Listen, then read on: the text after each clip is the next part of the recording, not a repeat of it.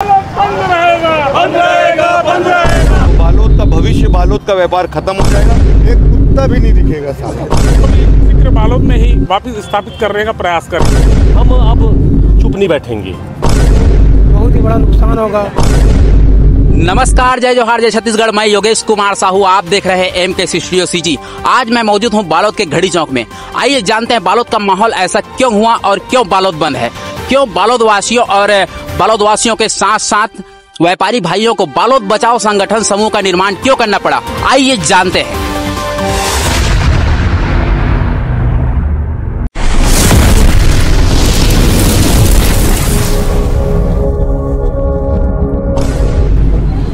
बालोद शहर जिला बनने के बाद जो स्वरूप लेना था मुख्यालय, वो बिल्कुल स्वरूप नहीं लेते जा रहा है। पहले बालोद से कलेक्ट्रेट चल दिया, अब न्यायालय परिसर भी जा रहा है। इसी का विरोध है, क्योंकि मैं खुद एक व्यापारी हूँ और देखता हूँ कि बालोद का व्यापार का स्तर इतना गिरता जा रहा है। अगर ये न्यायालय भी चल देगा तो बालोद का भविष्य, बालोद का व्यापार खत्म हो जाएगा। इसीलिए हम लोगों ने आज आंदोलन किया है और बालोद पूर्णतः बंद है, सफल है। और अगर हमारी मांगों को नहीं माना गया तो आगे उग्र आंदोलन किया जाएगा। 3 बजे सभा रखी गई है, उसमें तय किया जाएगा कि आगे हम आमरण अनशन करेंगे क्या अनिश्चितकालीन बंद करेंगे, और ऐसा घोर विरोध करेंगे जिससे प्रशासन को मजबूर होना पड़ेगा कि ये न्यायालय बालोद में ही रहे। अमित चोपड़ा, आम नागरिक, व्यापारी, बालोद।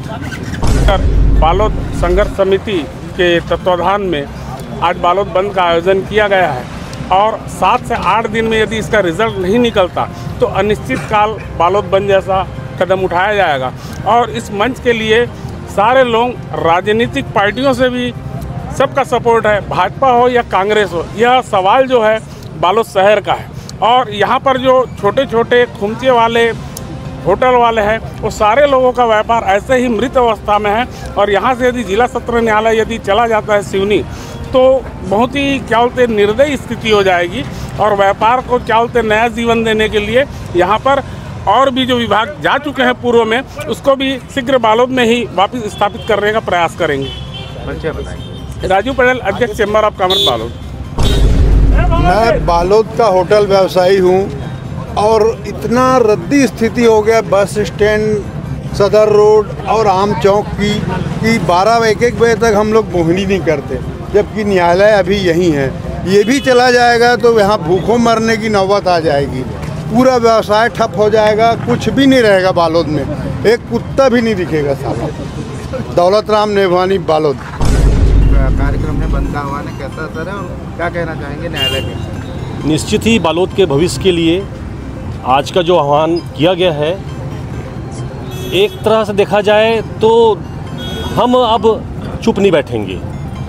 अब जो निर्णय शासन प्रशासन ले रही है वो बालोद के हित में नहीं है, बालोद शहर के हित में नहीं है, बालोद के भविष्य के हित में नहीं है।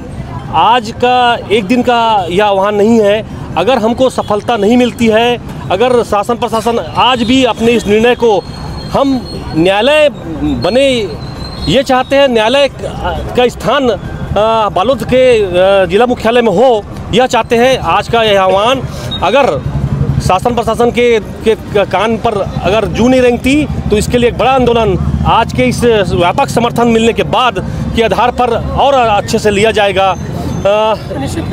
यह आज का जो न्यायालय का नहीं जाना, नहीं न्यायालय के लिए लड़ना, ये एक व्यक्तियों का बालोद के एक भविष्य के लिए हितकारी होगा।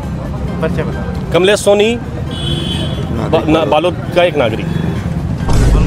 मैं बालोद का व्यापारी हूँ और व्यापारी होने के नाते ये जो जन समस्या सामने आके खड़ी हुई है, बालोद न्यायालय सिवनी बालोद से 7 मीटर दूर गांव जा रहा है, उससे हमारे बालोद के व्यापार को बहुत ही बड़ा नुकसान होगा।